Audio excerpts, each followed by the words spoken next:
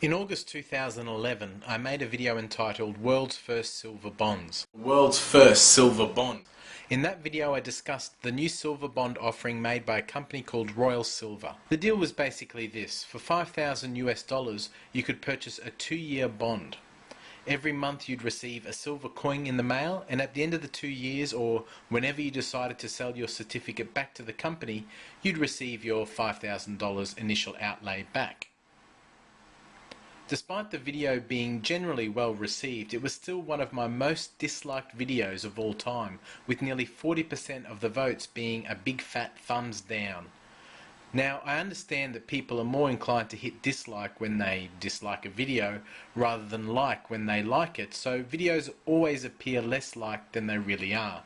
But regardless, in percentage terms, this video was one of my least liked videos in 3 years. Comments such as these came firing in. Those challenging that owning anything other than 100% physical metal is nothing short of investing heresy. Silver was about $45 at the time the video went to air, more than 50% higher than its current price of about $29.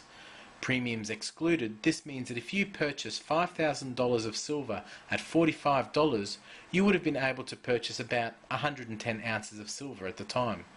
Today, that silver would be worth just over $3,000. In just 5 months, you've lost about $2,000 in cash, plus the opportunity cost of not being able to put that $5,000 into silver at today's prices.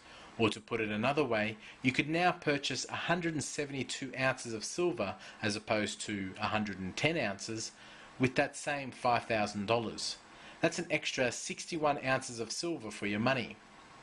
If you also include the 1 ounce of silver per month that the bond pays, then in 5 months that's an extra 5 ounces or 66 ounces of silver in total that you'd be better off for every one of these bonds that you had. All of this is of course assuming that you sold the bond back to the company today. Those commenting that the video was ill-conceived advice are simply wearing egg on their face now, as not only would the bond have been an incredibly smart investment compared to bullion since the video was made, but in terms of investing it was a knockout punch to those that question the legitimacy of the investment. Now, of course, at the time we had no way of knowing with any real certainty if silver would fall. It could have risen to $60 and the figures wouldn't look as good as they currently do.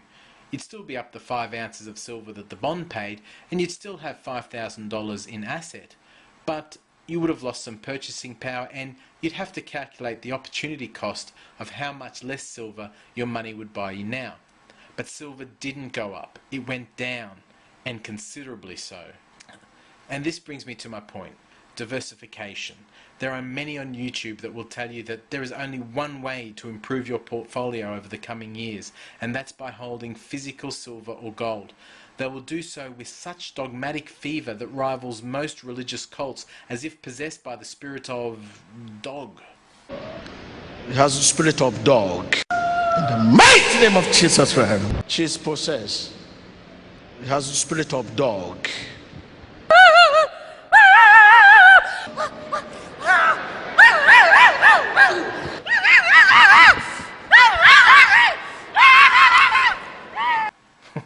Well, perhaps not that bad, but certainly in terms of investing, the most vocal and the most easily offended are those that will, not by way of curious concern, but by threat of eternal financial damnation, tell you that because they only have physical gold or silver, then their way is the one true path to financial enlightenment and everlasting riches.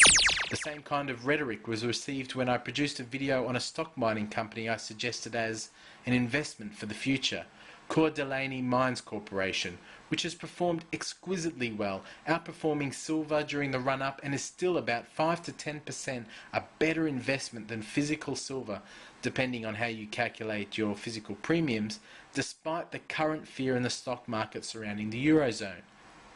As if to show their hand, it seems that those that are the biggest proponents of non-diversification are those that have suffered significant losses in the market. Trading. And one of my biggest losses was in BlackBerry.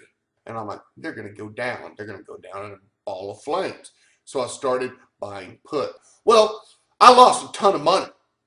But I wasn't wrong on my prediction. As a side note, those that criticise dividend-producing innovative companies listed on the stock market for being part of this casino gulag may be interested to hear an interview with David Morgan and Tekoa da Silva on how to move your stock investments outside the system and not have them tied to a broker. Links are below. In my many years on YouTube, it's becoming increasingly clear that there is a direct correlation between how much wealth one has and their investment diversification. Although my sample size has been relatively minute compared to my number of subscribers, the same thing occurs time and time again. Those with limited financial influence are the least diversified. You'd expect that in reality anyhow. After all, the less wealthy among us actually have less resources to diversify with. It should be clear to anyone who knows anything about investment that those with the deepest pockets are those invested into many income streams and opportunities. Rare is the find of just one investment being the cause of one's total riches. It happens, but it's not common. What is more common, however, is that just one investment is the cause of someone's bankruptcy.